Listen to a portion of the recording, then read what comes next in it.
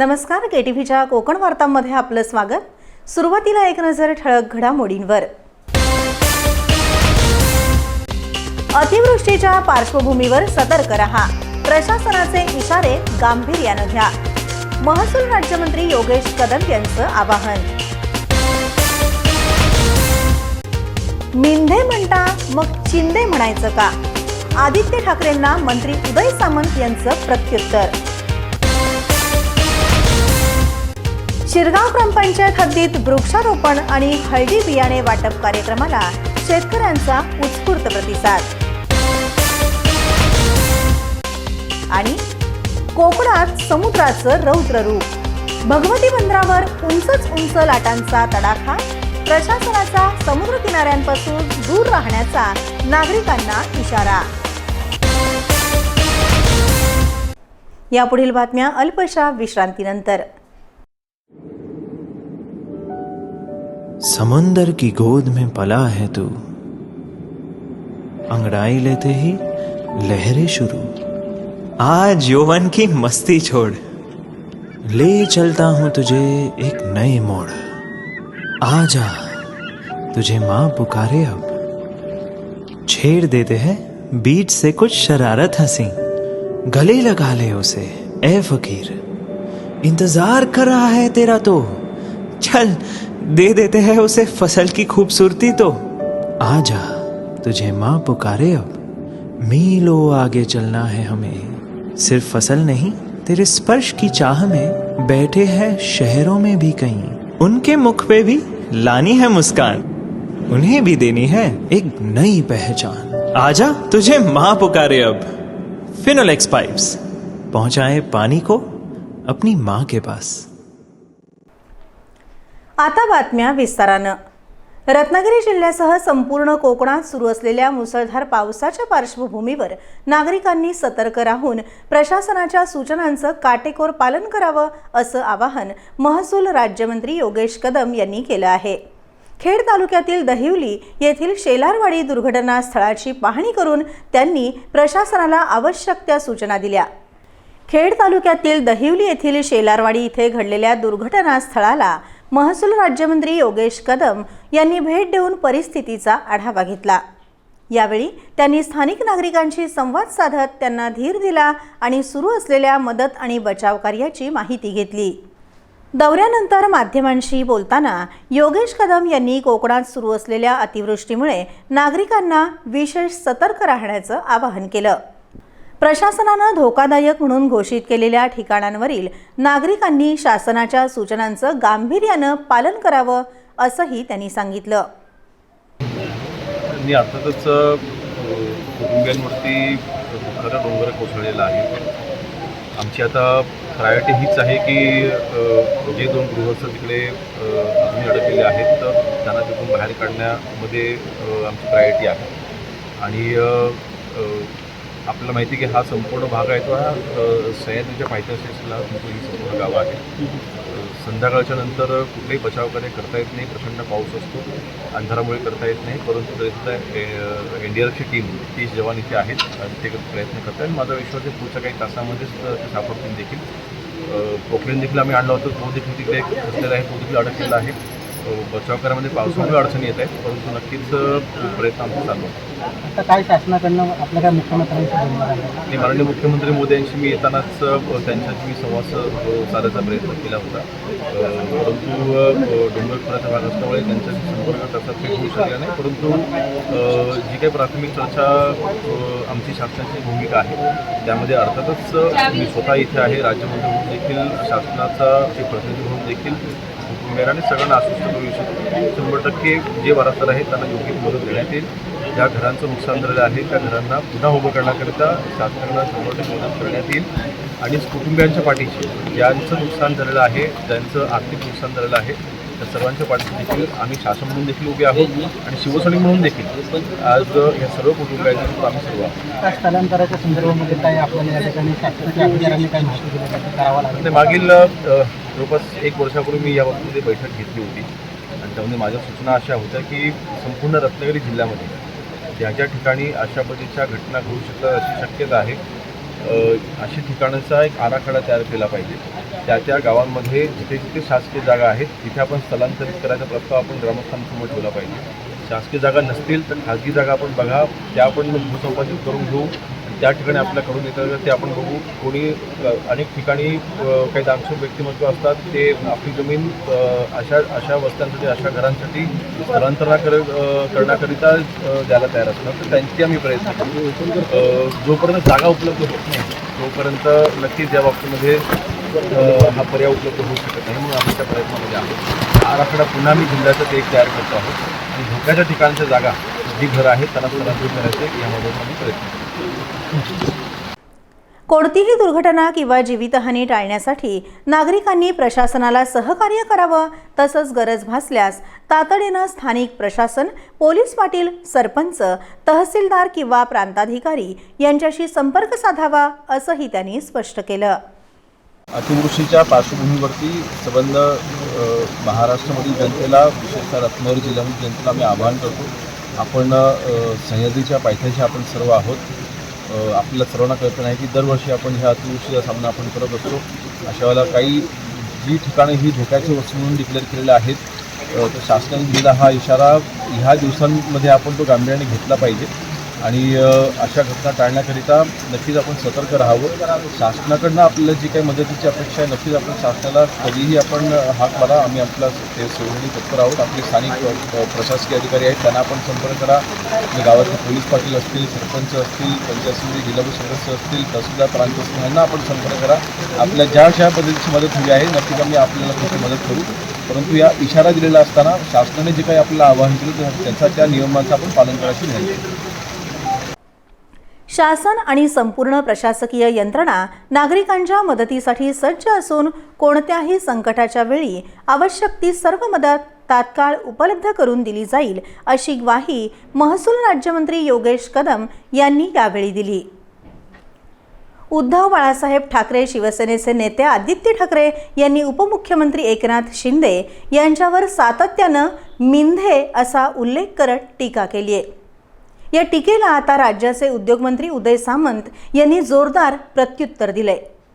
एकनाथ शिंदे यांनी ठाकरेंच्या शिवसेनेच्या चिंध्या केल्या म्हणून आम्ही ठाकरेंना चिंदे म्हणायचं का, असा उपरोधिक सवाल करत सामंत यांनी आदित्य ठाकरेंवर निशाणा साधला आहे.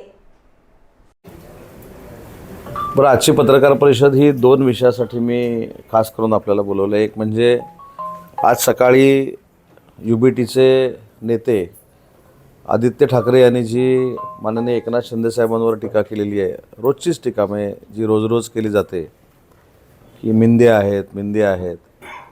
तर एक अजून त्यांना कळलेलं नाही की माननीय एकनाथ शिंदे साहेबांच्या नेतृत्वाखाली त्यांच्या पूर्ण चिंध्या झालेल्या आहेत. म्हणजे त्यांच्या चिंध्या झाल्यात म्हणून आम्ही त्यांना असं म्हणायचं का, त्यांचं आडनाव चिंदे बिंदे असं काही ठेवायचं का, हा प्रश्न आता आमच्यासमोर पडायला लागलेला आहे. पहिली गोष्ट, ज्यांनी काँग्रेसबरोबर हातमिळवणी केली, धनुष्यबाण काँग्रेसबरोबर नेऊन ठेवला, काँग्रेसला जे चांगलं वाटतं ती बोलायला सुरुवात केली, स्वातंत्र्यवीर सावरकरांवर टीका करणाऱ्या काँग्रेसच्या बरोबर सत्तेमध्ये हे सामील झाले, हे खऱ्या अर्थानं गद्दार आहेत. 2029ला मॅन्डेट काय होतं तर शिवसेना भाजप युती ही सत्तेमध्ये आलेली होती, परंतु काँग्रेसबरोबर जाऊन स्वतः मुख्यमंत्री होण्यासाठी काय काय झालं हे आपण 2019ला बघितलेलं आहे. ही खऱ्या अर्थानं बाळासाहेबांच्या विचाराशी गद्दारी आहे. त्याच्यामुळं मला असं वाटतं की पक्ष आपला कुठं आहे, कुठपर्यंत वाढवणार आपण आहोत, याच्यावर खरं आत्मचिंतन, आत्ममंथन त्यांनी करावं. दुसऱ्याच्या पक्षावर, जो पक्ष आज महाराष्ट्रामध्ये खासदारकीमध्ये 1 नंबरला आहे, राज्यामध्ये बाकीच्या सगळ्या निवडणुकांमध्ये 2 नंबरला आहे, माननीय एकनाथ शिंदेसाहेब हे केंद्रातल्या NDA सरकारमधले 3 नंबरचे नेते आहेत. असं असताना सारखं त्यांचा उपरोधिक त्यांच्यावर टीका करणं हे काही योग्य नाही. स्वतःचं अस्तित्व जर टिकवायचं असेल तर पक्ष वाढवावा लागेल, स्वतःचं अस्तित्व टिकवायचं असेल तर फिरावं लागेल. नुसतं सगळं ऑनलाईन करून काही पक्ष वाढत नाही आणि जमिनीवर उतरून कसा पक्ष वाढतो हे माननीय एकनाथ शिंदेसाहेबांनी दाखवून दिलं आहे. त्याच्यामुळे स्वतःचा पक्ष वाढवण्यासाठी आधी प्रयत्न व्हावेत. स्वतःवर अविश्वास असल्यामुळं लोक जे शिंदेसाहेबांचा पक्ष स्वीकारत आहेत, त्यांचं नेतृत्व स्वीकारत आहेत, त्याचं देखील आत्मचिंतन करावं आणि मग शिंदेसाहेबांवर टीका करावी, असं माझं शिवसैनिक म्हणून एक मत आहे, माननीय एकनाथ शिंदेसाहेबांचा सहकारी म्हणून मत आहे. आणि म्हणून ज्यांनी राहुलजी गांधींना साथ द्यायचा निर्णय घेतला, ज्यांनी राहुलजी गांधींबरोबर गळाभेट घेतल्या, अशाने शिवसेना काय आहे हे आम्हाला अजिबात सांगायची आवश्यकता नाही. उलट काही वंदनीय बाळासाहेबांची यूट्यूबवरची भाषणं त्यांनी ऐकली पाहिजेत. बाळासाहेबांनी एका भाषणामध्ये असं सांगितलं होतं, एका मुलाखतीमध्ये असं सांगितलं होतं की मला जर काँग्रेस बरोबर जायची वेळ आली किंवा माझी शिवसेना जर काँग्रेसमय झाली तर मी शिवसेना पक्षाचं दुकान बंद करीन. इतकं स्पष्ट भाषेमध्ये माननीय बाळासाहेबांनी सांगितलेलं असताना काँग्रेसबरोबर जाणं म्हणजे बाळासाहेबांच्या विचाराची गद्दारी आहे. आणि ज्यांनी बाळासाहेबांच्या विचाराशी गद्दारी केली त्यांनी आम्हाला जास्त सल्ले देण्याची आवश्यकता नाही. सतत टीका करण्यामागचं कारण रत्नागिरी बार असोसिएशनतर्फे bar council of Maharashtra and Goa यांच्या नवनिर्वाचित सदस्यांचा सत्कार सोहळा उत्साहात पार पडला. रत्नागिरी जिल्हा न्यायालयाच्या सभागृहात झालेल्या या कार्यक्रमात वकिलांच्या विविध प्रश्नांवर चर्चा करण्यात आली.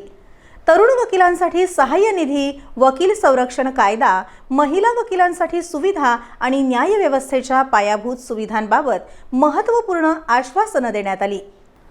रत्नागिरी जिल्हा न्यायालयाच्या सभागृहात रत्नागिरी बार असोसिएशनतर्फे bar council of Maharashtra and Goa यांच्या नवनिर्वाचित सदस्यांचा भव्य सत्कार सोहळा पार पडला.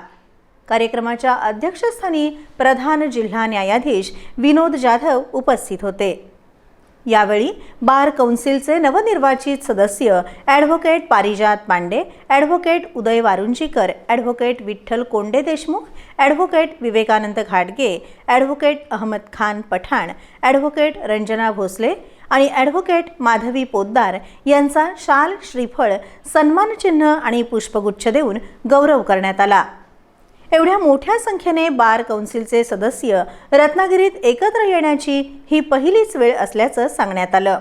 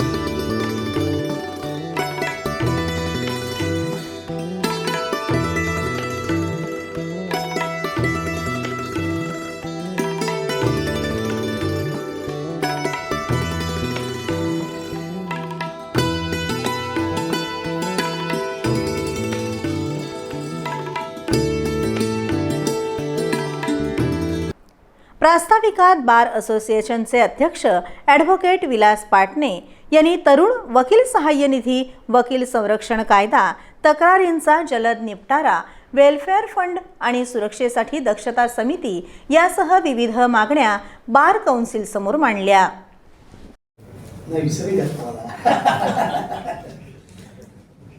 तर देशामध्ये सर्वात छोटं राज्य झारखंड, मित्रांनो 65 वर्ष त्यांना वय झाले आणि 30 वर्ष फॅक्टरी झाले.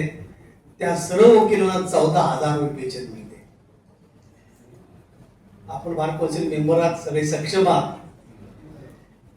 ह्या स्कीम बद्दल मी आधी सांगत नाही कारण अनेक लोक तुमची भाषण ऐकायचे.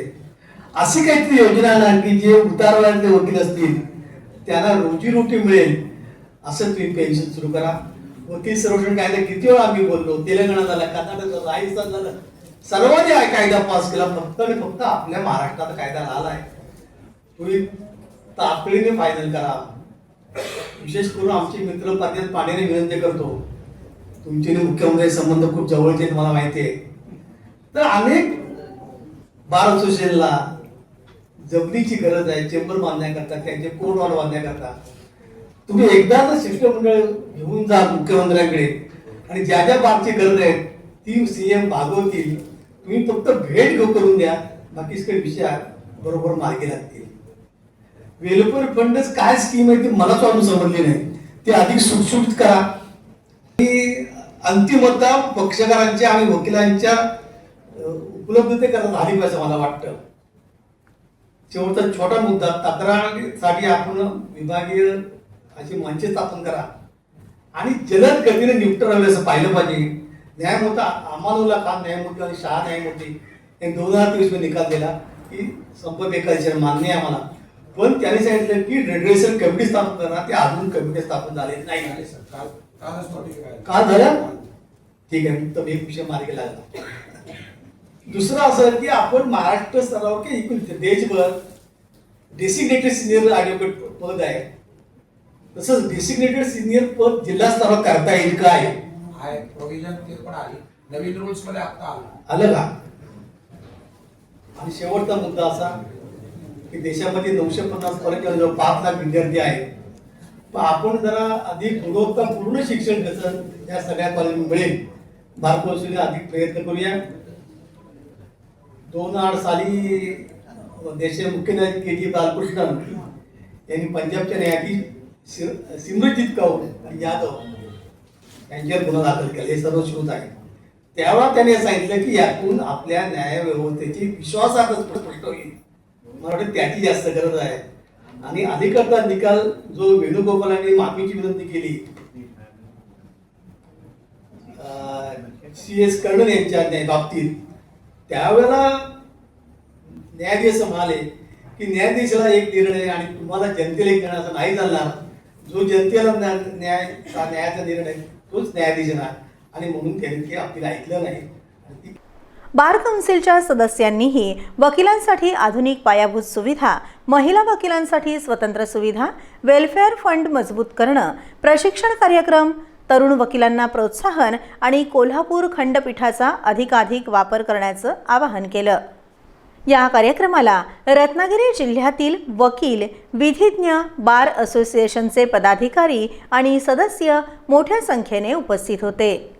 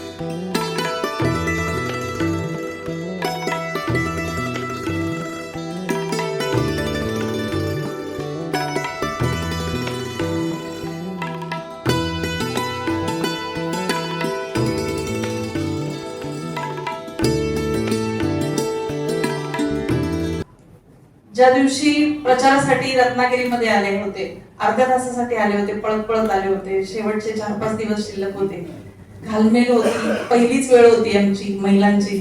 खूप कष्टाने तो 4 महिन्याचा प्रवास पार पाडलेला होता.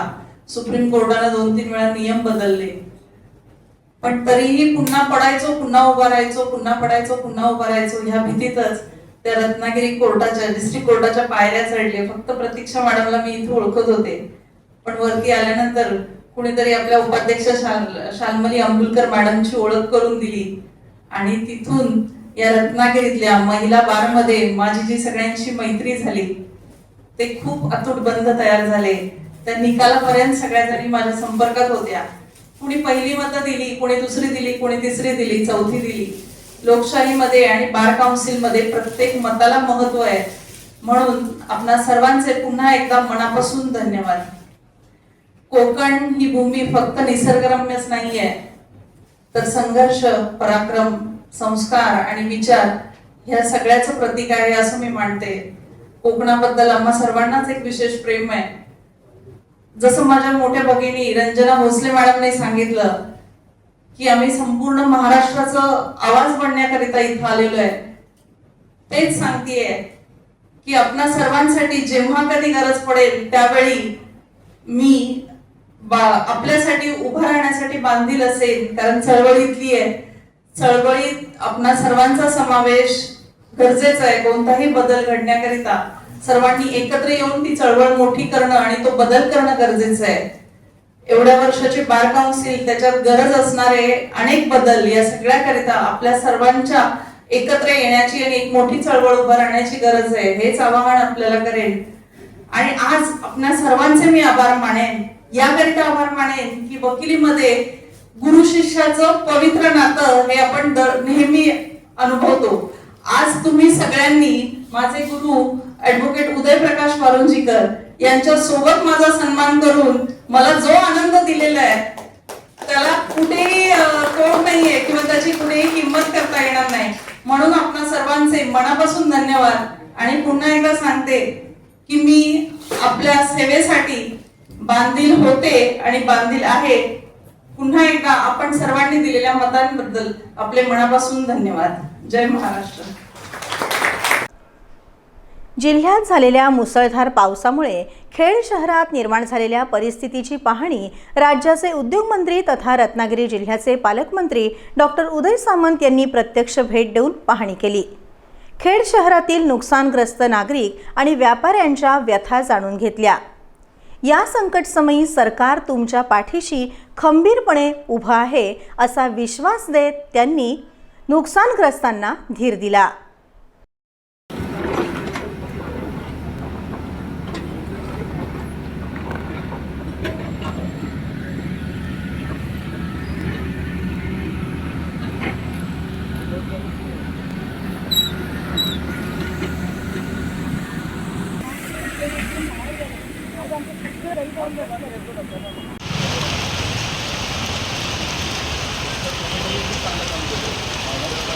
या पावसामुळे झालेल्या नुकसानीची गंभीर दखल घेत पालकमंत्री डॉक्टर सामंत यांनी प्रशासकीय यंत्रणेला तातडीनं कामाला लागण्याचे आदेश दिलेत.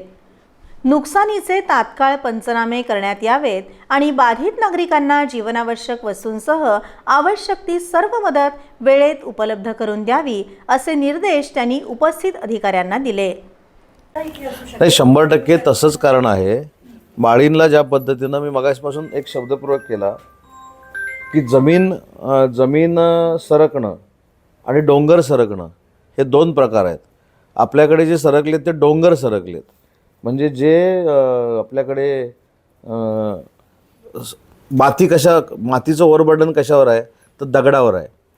दगडाच्या टेकडीवर माती साठून ते मातीचे डोंगर बनलेले आहेत. मग ते 35 फुटाचे काही माती आहे, 40 फुटाची आहे, 100 फुटाची आहे.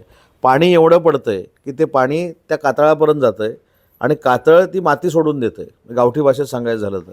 आणि सायमल्टेनियसली सगळीच्या सगळी माती खाली येते, जे माळीणला झालं. मग ते कशामुळं होतं हेच मी आत्ता अधिकाऱ्यांना सांगितलं आहे की जे भूतज्ञ काय ते असतात त्याच्यातले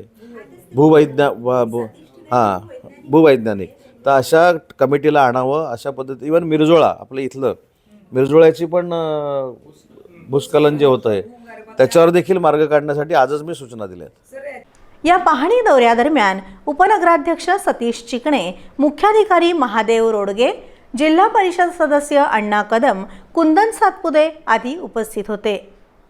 पावसाचं पाणी ओसरल्यानंतर शहरात झालेलं नुकसान आणि व्यापाऱ्यांचे झालेले आर्थिक नुकसान यावर पालकमंत्र्यांनी स्थानिक व्यापारी संघटना आणि नागरिकांशी सविस्तर चर्चा केली. प्रशासनाने मदत कार्यात कुठेही दिरंगाई करू नये अशा स्पष्ट सूचना यावेळी डॉक्टर सामंत यांनी दिल्या. नाही, 100% जंगलतोड हे त्याला कारण आहे किंवा हवामानामध्ये जे नैसर्गिक काही वेगवेगळे प्रचंड बदल होत आहेत ते त्याला कारण आहे. 20 वर्षापूर्वी मी ग्लोबल वॉर्मिंगवरचं पुस्तक वाचलं होतं, जागतिक तापमान वाढीबद्दलचं. आज त्या पुस्तकातलं प्रत्येक वाक्य खरं होताना आपल्याला दिसतंय आणि त्याच्यातलं मेन कारण जे आहे ते वृक्षतोड आहे. रत्नागिरी जिल्हा परिषद आणि पंचायत समिती यांच्या संयुक्त माध्यमातून शिरगाव ग्रामपंचायत हद्दीतील ग्रामस्थ आणि शेतकऱ्यांना वृक्षारोपणासाठी रोपं तसंच हळदीचं बियाणं वाटप करण्यात आलं. पर्यावरण संवर्धन आणि शेतकऱ्यांना पूरक शेतीसाठी प्रोत्साहन देण्याच्या उद्देशानं हा उपक्रम राबवण्यात आला.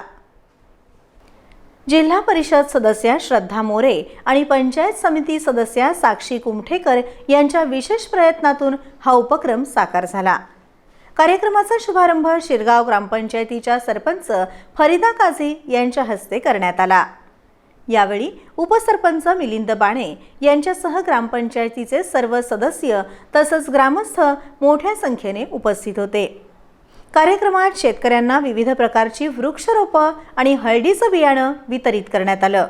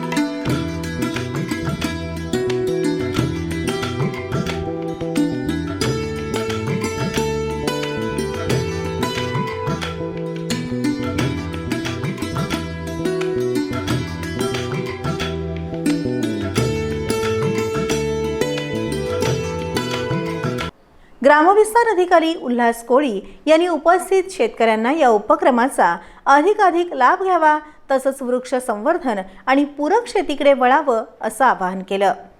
नमस्कार सगळ्यांना. आज आपल्या ग्रुप ग्रामपंचायत शिरगावमध्ये माननीय जिल्हा परिषद सदस्या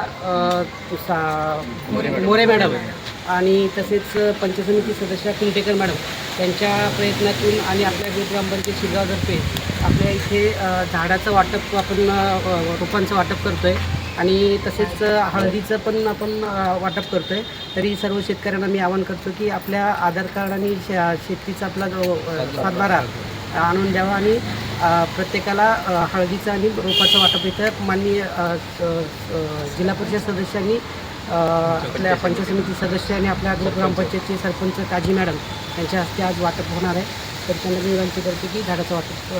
या उपक्रमामुळे परिसरात पर्यावरणपूरक वातावरण निर्माण होण्यास मदत होणार असून शेतकऱ्यांच्या उत्पन्न वाढीलाही चालना मिळेल अशी भावना उपस्थितांनी व्यक्त केली.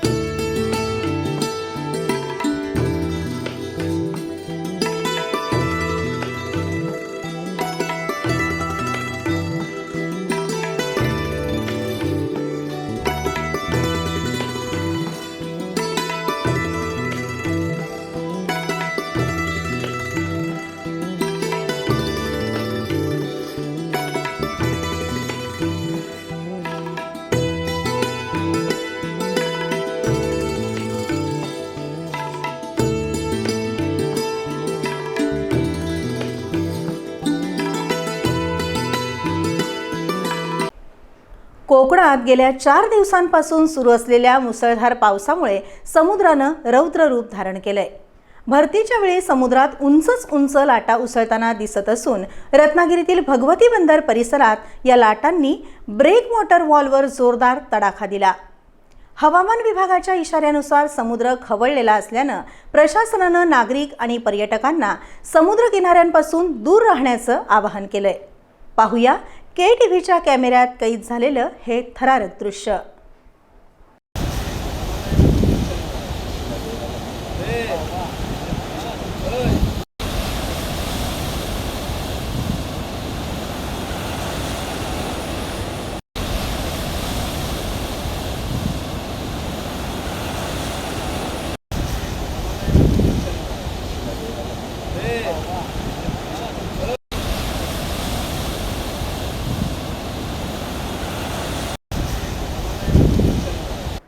कोकणात सुरू असलेल्या मुसळधार पावसामुळे समुद्रातील पाण्याची पातळी वाढली असून भरतीच्या वेळी समुद्र अधिकच खवळलेला दिसून येतोय.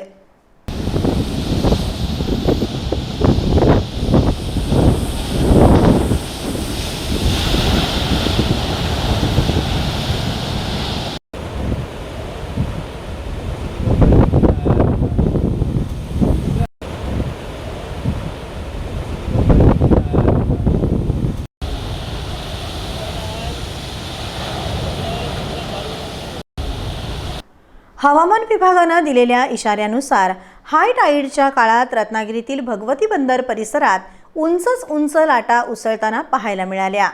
या प्रचंड लाटा ब्रेक वॉटर वॉलवर आदळत असल्यानं परिसरात थरारक वातावरण निर्माण झालं होतं. सोसाट्याचा वारा, मुसळधार पाऊस आणि समुद्राच्या प्रचंड लाटा यामुळे किनारी भागातील परिस्थिती धोकादायक बनली आहे. जरी निसर्गाचे हे रौद्र रूप पाहण्यासाठी अनेकांची उत्सुकता असली तरी अशा परिस्थितीत समुद्रकिनारी जाणं जीवावर बेतू शकतं. त्यामुळे प्रशासनानं नागरिक आणि पर्यटकांना समुद्रकिनाऱ्यांपासून दूर राहण्याचं तसंच कोणत्याही प्रकारचं सेल्फी किंवा व्हिडिओ काढण्याचा मोह टाळण्याचं आवाहन केलंय. दरम्यान खवळलेल्या समुद्राचं हे विहंगम आणि थरारक दृश्य KTVच्या टीमनं आपल्या कॅमेऱ्यात टिपलं असून तेच दृश्य आपण आता पाहत आहोत.